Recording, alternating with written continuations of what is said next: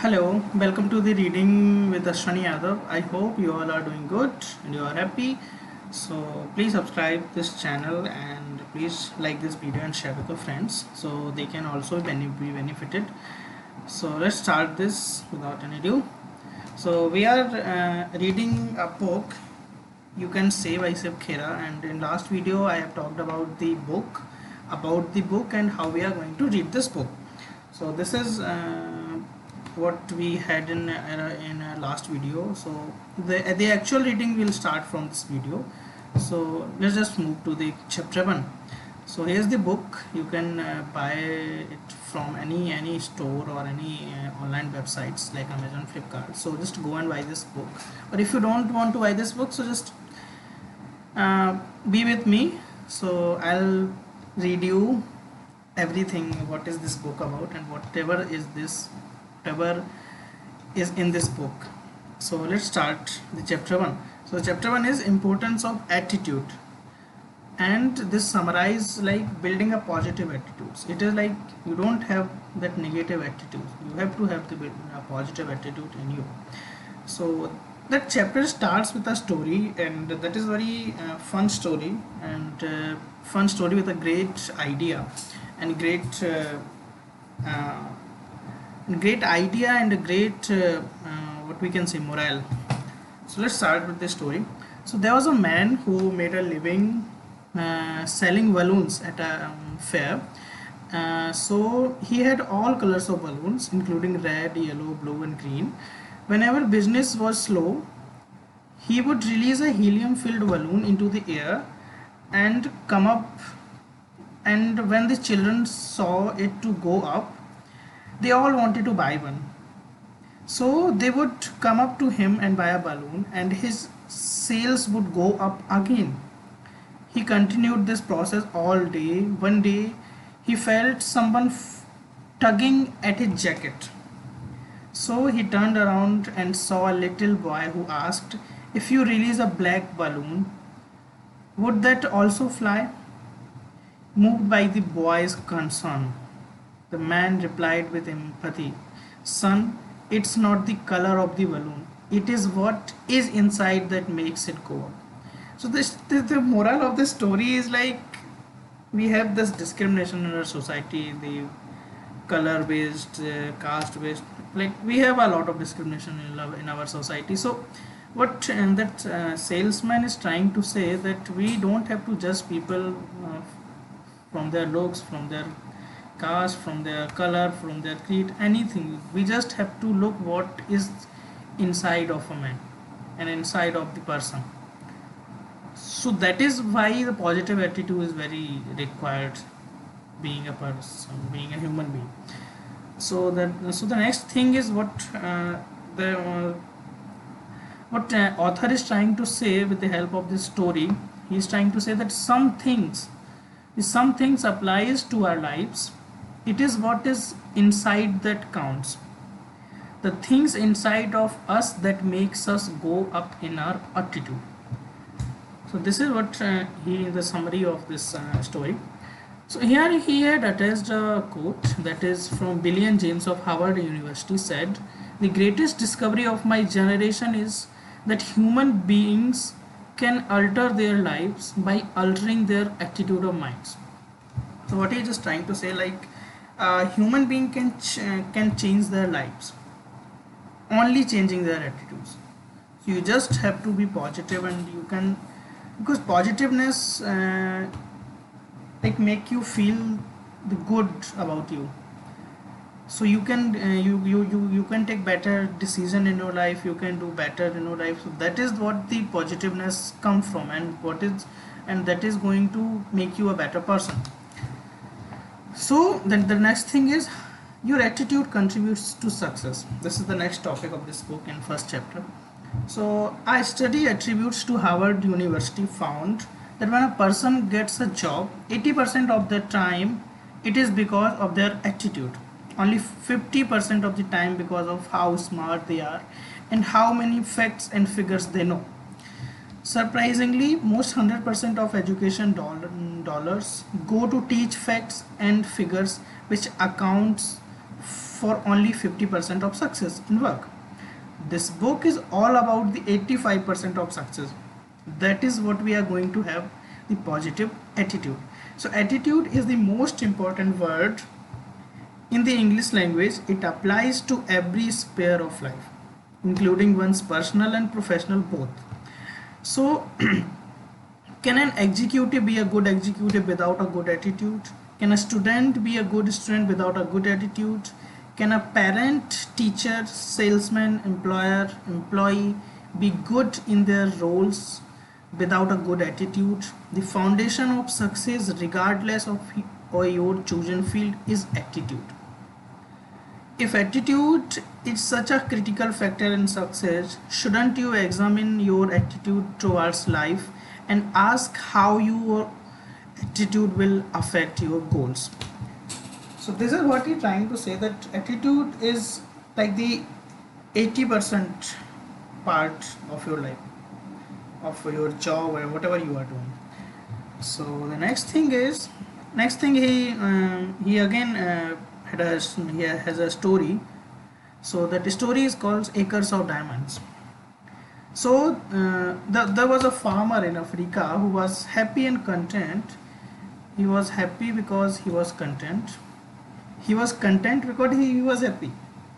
One day a wise man came to him and told him about the glory of diamonds and the power that goes along with them.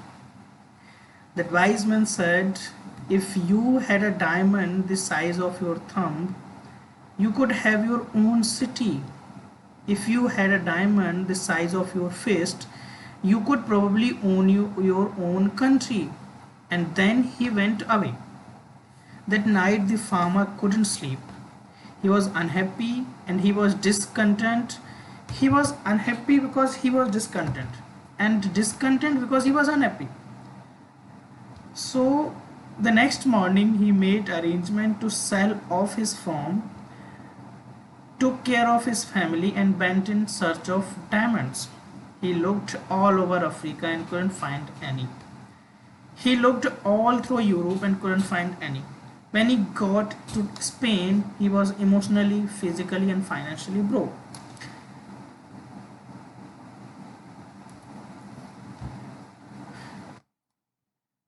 So he got disheartened that he threw himself into the Barcelona river and committed suicide. Back home, the person who had brought his farm was watering the camels at a stream that ran through the farm. Across the stream, the rays of the morning sun hit a stone and made it sparkle like a rainbow. He thought it would look good on the mantelpiece. He picked up the stone and put it in the living room. That afternoon, the wise man came and saw the stone sparking. He asked, "Is Huffleback?" The new owner said, "No." "Why do you ask?"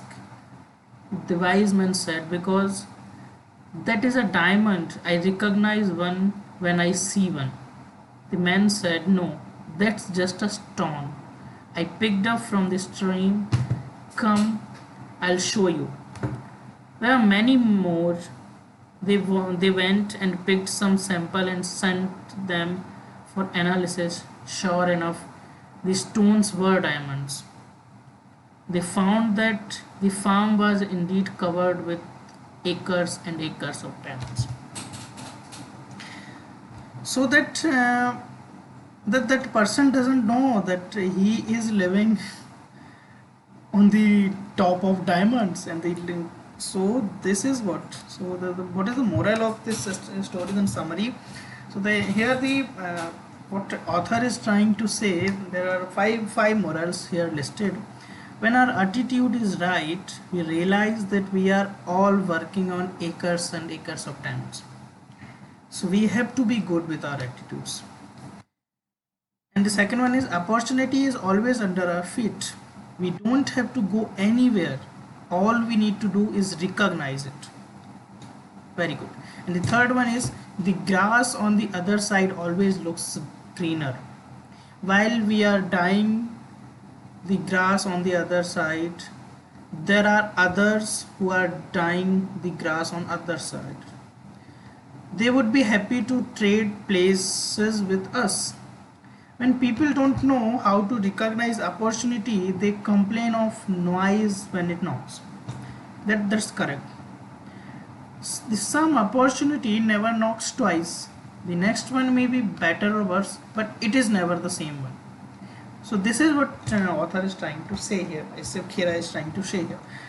And yeah, so let's move on the next slide. So next slide we have another story what from which the author is trying to convey some more message. So that story title is David and Goliath.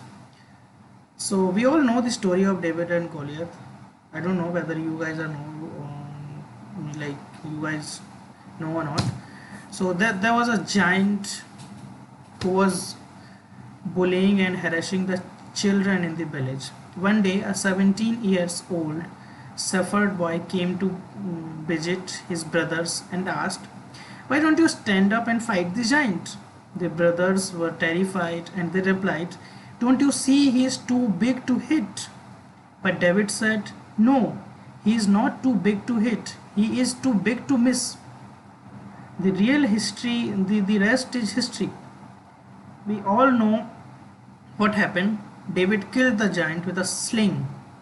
Some giant, different perception. Our attitude determines how we look at a setback. To a positive thinker, it can be a stepping stone to success. To a negative thinker, it can be a stumbling block. Great organizations are not measured by wages and working conditions. They are measured by feelings, attitudes, and relationships. When employee says, "I can't do it," there are two possible meanings. Are they saying they don't know how to and they don't want to? If they don't know how to, this is a training issue. If they are saying they don't want to, it may be an attitude issue or a value issue. So this is what the story is like. If we have something we don't want to do, that there could be some attitude issue. So after this note, what author initiate like author created a total quality people, a term TQP, that we all have in our lives right now. So you just you can relate the TQP with your life, so just focus on this.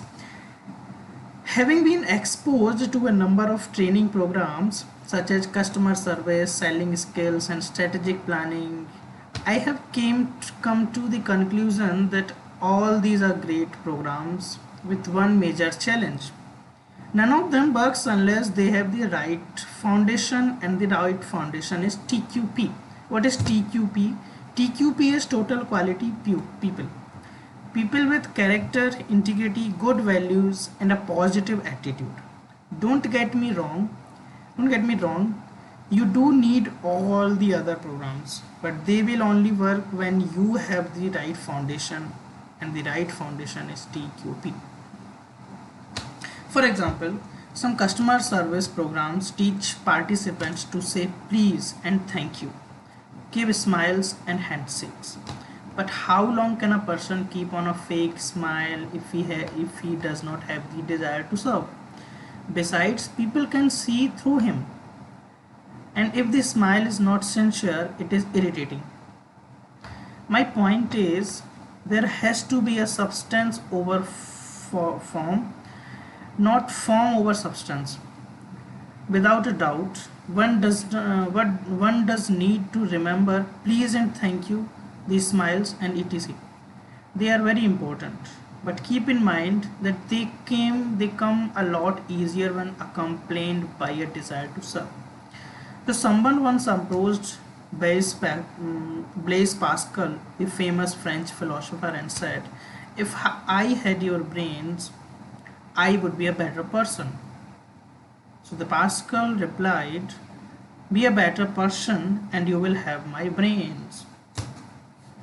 So here what author is trying to say, so if we are doing a kind of job, and if we are not interested doing this job. So we don't have the positive attitude towards this job, because we are just serving them with some negative feelings.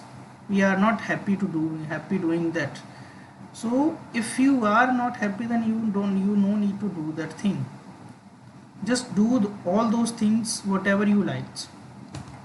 Okay, so this is all for today, and so this is what author is trying to say. And next we'll have the, I think in 2 days we'll have the next video, in which we'll talk the holistic approach. This is the most famous approach. Most people follow this approach, and there are some like very interesting points which we'll cover in next video. So yeah, thank you for the uh, help and patience. So as I told you that I will put a quote in every video. So today's quote is, the way to get started is to quit talking and begin doing. Sorry, the way to get started is to quit talking and begin doing. So this is the first this is today's quote.